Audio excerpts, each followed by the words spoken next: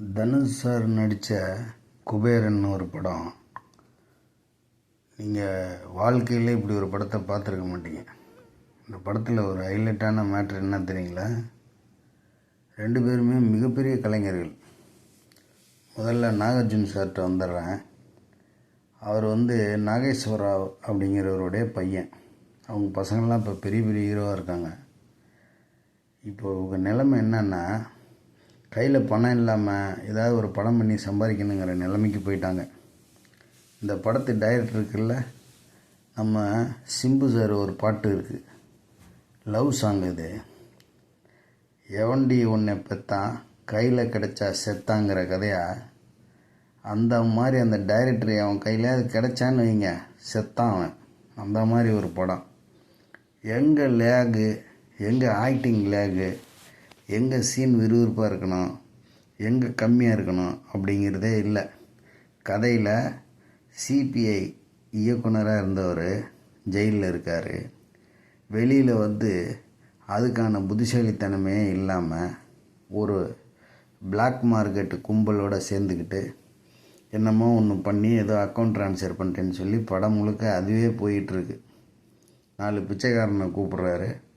அந்த பெரிய மாஸ்டர் பிளானில் போகிற இடம் பூரா தோல்வி. எந்த இடத்துல உற்சாகமாக கரெக்டாக அறிவுபூர்வமாக படிச்சிருக்க படிப்புக்கு தகுந்த ட்ரைனிங் கோச்சிங்க்கு தகுந்த மாதிரி செய்யணுமோ அதை கூட செய்யலை.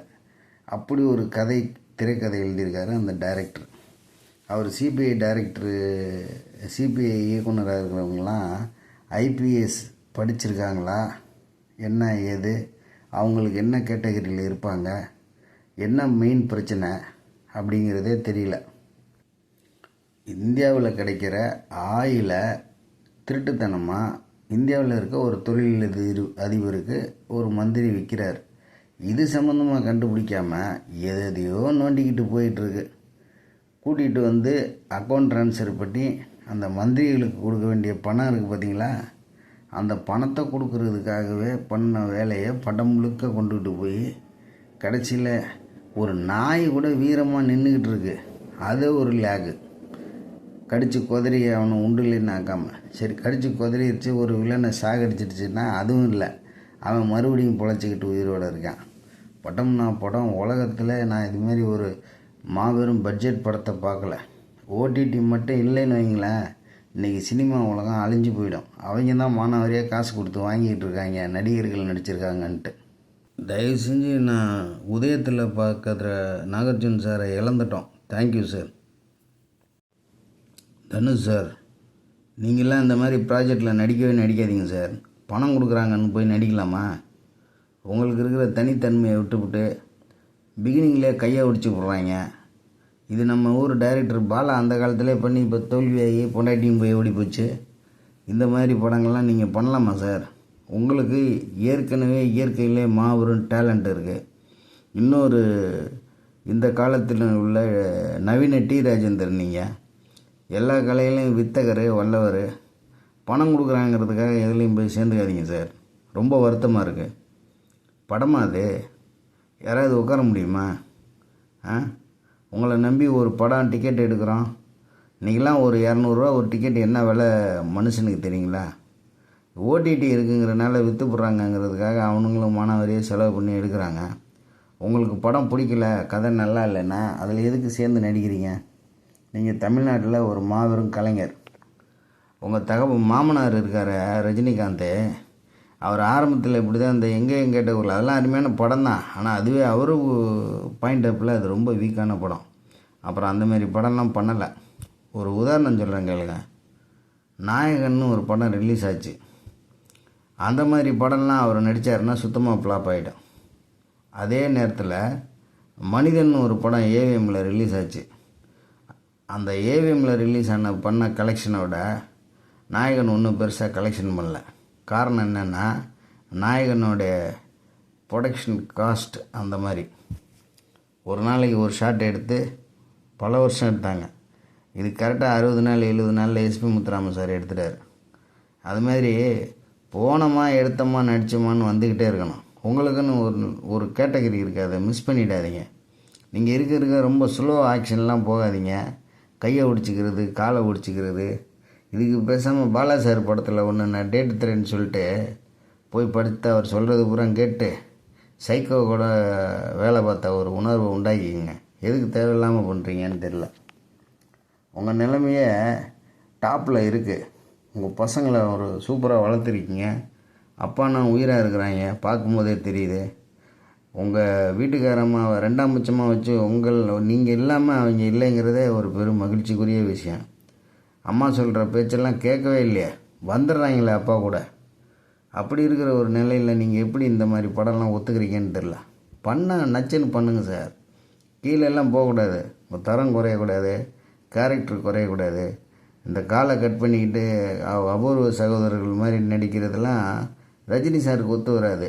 அந்த டயத்தில் குரு சிஷ்யன்னு ஒரு படம் வந்து சக்கப்போடு போட்டுச்சு.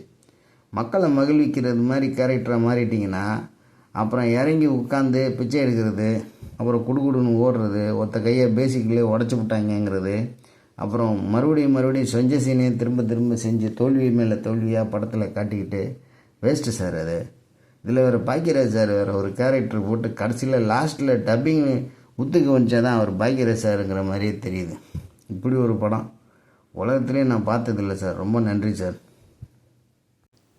தனுஷ் சார், உங்களுக்கு மறுபடியும் என்னால் சொல்லப்படக்கூடிய முக்கியமான வார்த்தை என்னென்னா, நல்ல கேரக்டரு நல்ல சூழ்நிலையெல்லாம் பார்க்காதீங்க.